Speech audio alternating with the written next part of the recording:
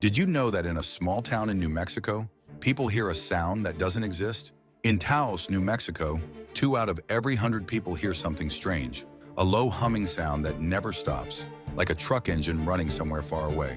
But here's the scary part. No machine can record it. Scientists came with fancy equipment. They found nothing. The military said they weren't doing anything secret, but the humming keeps going. People can't sleep. They get anxious. Some even have complete breakdowns from the constant noise in their heads.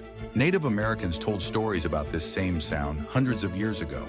They called it the Earth's heartbeat, but the most terrifying part, when people move away from Taos to escape the humming, it follows them. The sound appears in their new homes, in different cities, like it's stuck inside their minds forever. What could make a sound that only some people hear, that no machine can detect, and that follows you wherever you go? Follow for more unsolved mysteries that will keep you awake at night.